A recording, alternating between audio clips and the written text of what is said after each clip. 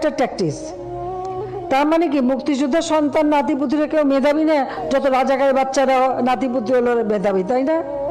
কিন্তু এটা ভুলে গেলে চলবে। 10 জনের সামনে কথা বলতেছি, কিভাবে কথা বলতে হবে এই কথা বলার ভাষাটুকুই যদি আমি না জানি, ওই 10 জনের সামনে কথা বলার কোনো যোগ্যতাই আমার নাই। 1971 সালের পর থেকে যারা জন্মগ্রহণ করছে, যুদ্ধতে অংশগ্রহণ করতে পারে নাই, তারা সবাই রাজাকার। আমি, আপনি, আপনার বাবা, আমার দাদার নামও যেহেতু মুক্তিযোদ্ধার কোঠায় নাই, তাহলে আমার দাদা সহ আমরা সবাই রাজাকার। এক কথায় বলতে গেলে বর্তমান দেশে 16,98,00,000 নাগরিকদের মধ্যে 2,31,000 মানুষ মুক্তিযোদ্ধা, এদের পরিবার বাদে আমরা সবাই রাজাকার। যেই রাজাকারের নাম শুনলে একটা সময় আপনার চোখে ঘৃণা চলে আসতো, এখন একবার ভেবে দেখুন সেই রাজাকারের ট্যাগে আপনার ঘাড়ে চলে আসতেছে। সেই ট্যাগ আপনার ঘাড়ে দিতে এক বৃন্দিও দ্বিধাবোধ করতেছে না, কারণ তার পদে উঠতে আপনার কোনো প্রয়োজন হয় না। বিকজ যে দেশে ভোট ছাড়া ক্ষমতা পাওয়া যায়, সেই দেশে আবার কিছু বলতে ভাবতে হয় নাকি? আজকের ভিডিওতে একটা কথা বলে যাই, মাথায় রেখে কথা যত বেখেলে হবে, পতন তত দ্রুত হবে ইনশাআল্লাহ। পার্সোনালি আমি কোনো রাজনৈতিক সম্পর্কের সাথে সম্পৃক্ত নয়, কিন্তু একজন সাধারণ নাগরিক হিসাবে এই কথার বিরুদ্ধে তীব্র নিন্দা ও প্রতিবাদ জানানোর প্রয়োজন আমি মনে করি। রিসেন্ট 8-9 দিনই হয়ে গেল কোঠা এবং মেধা নিয়ে একটা আন্দোলন চলতেছে। হ্যাঁ, এই কথা সত্য যে কোঠা এবং মেধা দুইটা এক জিনিস নয়, কিন্তু আমার কথা হচ্ছে মুক্তিযোদ্ধাদের নাতি নাতনি থেকে শুরু করে ছেলে মেয়েগুলো যদি এতই মেধাবী হয়, তাহলে তাদের চাকরির জন্য কোঠার কিসের প্রয়োজন? প্রশ্ন থেকেই যায়। সাধারণ মানুষগুলো যদি রাজাকার হয়, এই সাধারণ মানুষের ট্যাক্স ভ্যাট দিয়ে আপনি দেশ চালাচ্ছেন, তার মানে আপনি বড় রাজাকার। বাংলাদেশ পরিসংখ্যান BBS এর হিসাবে শিক্ষিত বেকার আছেন 23,50,000 জন, অর্থাৎ বাংলাদেশে মোট বেকারের সংখ্যা 12% উচ্চ শিক্ষিত। এখন আমাদের মাননীয় প্রধানমন্ত্রীর কথা হিসাবে এই 12% উচ্চ শিক্ষিত বেকার নাগরিকই মেধাহীন। আফসোস 2022 সালে আমি সেনাবাহিনীর মাঠে অ্যাপ্লাই করেছিলাম এবং আমি বগুড়া ক্যান্টনমেন্ট মাঠে দাঁড়াতে গিয়ে দেখি অলরেডি 3 জন সিলেক্টেড হয়ে আছে। এখন আমার প্রশ্ন হলো, আমরা এতগুলো স্টুডেন্ট মাঠে দাঁড়াইতে গিয়েছিলাম, আমাদেরকে দেখার আগে আমাদের মেধা সম্পর্কে তারা বুঝে গেছে, রাইট? যদি আমাদের না দেখে আমাদের মেধা সম্পর্কে নাই বুঝতো, তাহলে তো অলরেডি আগে থেকে 3 জনকে সিলেক্ট করে রাখতো না। যে দেশে কোঠা ছাড়া চাকরি হয় না, দেশের নাগরিকদের রাজাকার বলে সম্বোধন করা হয়। একজন সাধারণ নাগরিক হিসেবে প্রধানমন্ত্রীকেই বয়কট করতেছি। রাজাকার প্রধানমন্ত্রী, তার গদি থেকে তাকে নামিয়ে দেওয়া হোক, নয়তো কোনো আইন আমরা মানি না। আপনি একজন সাধারণ মানুষ হিসেবে আপনি নিজের থেকে ভেবে দেখেন দেশের কতটুকু